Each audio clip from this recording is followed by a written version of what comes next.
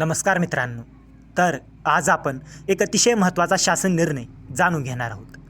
कर्मवीर दादासाहेब गायकवाड सबळीकरण व स्वाभिमान योजना या योजनेसाठी सन 2025-26 मध्ये उर्वरित 20 कोटी रुपये निधी वितरित करण्यास शासनाने मान्यता दिली आहे.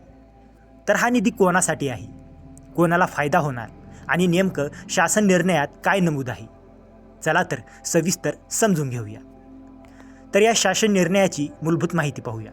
तर विभाग सामाजिक न्याय व विशेष सहाय्य विभाग, दिनांक 11 फेब्रुवारी 2026, ठिकाण मंत्रालय मुंबई. या निर्णयामध्ये 2025-26 या आर्थिक वर्षासाठी मंजूर असलेल्या निधीचे वितरण करण्यात आले आहे. तर एकूण निधी किती? तर या योजनेसाठी सन 2025-26 मध्ये एकूण 100 कोटी रुपये अर्थसंकल्पित करण्यात आले आहेत. त्यापैकी 23 डिसेंबर 2025 रोजी 20 कोटी रुपये वितरित करण्यात आली होती. आता उर्वरित 20 कोटी रुपये वितरित करण्यास मंजुरी देण्यात आली आहे. म्हणजेच आतापर्यंत एकूण 40 कोटी रुपये उपलब्ध झाले आहेत. तर हा निधी कोणासाठी आहे? तर ही योजना अनुसूचित जाती व नवबौद्ध भूमिहीन शेतमजुरांसाठी आहे. या योजनेअंतर्गत भूमिहीन शेतमजुरांना जमीन खरेदीसाठी सहाय्य, सामाजिक व आर्थिक सबळीकरण, स्वाभिमानाने जगण्यासाठी आधार.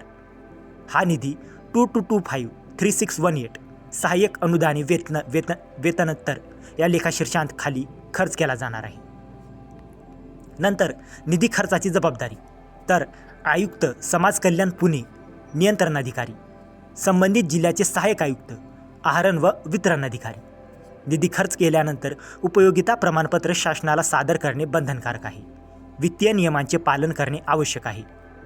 नंतर महत्त्वाची अट पाहूया. तर मागील वर्षाच्या खर्चाची उपयोगिता प्रमाणपत्रे तपासल्यानंतरच निधी खर्च, कोणतीही आर्थिक अनियमितता होऊ नये याची दक्षता आणि वित्त विभागाच्या नियमांचे काटेकोर पालन. तर मित्रांनो, हा शासन निर्णय अनुसूचित जाती व नवबौद्ध भूमिहीन शेतमजुरांसाठी अत्यंत महत्त्वाचा आहे. सरकारकडून 20 कोटी रुपयांचा अतिरिक्त निधी मंजूर झाल्यामुळे अनेक लाभार्थ्यांना जमीन खरेदीचा मार्ग मोकळा होणार आहे. जर तुम्हाला अशा शासन निर्णयांची अचूक आणि सविस्तर माहिती हवी असेल तर व्हिडिओला लाईक करा, शेअर करा आणि अशाच महत्त्वाच्या GR अपडेटसाठी आपल्या चॅनलला सबस्क्राईब करा.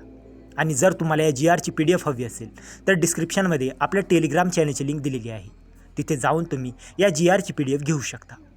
तर मित्रांनो, भेटूया अशाच एका महत्त्वाच्या पुढच्या व्हिडिओमध्ये. जय हिंद, जय महाराष्ट्र.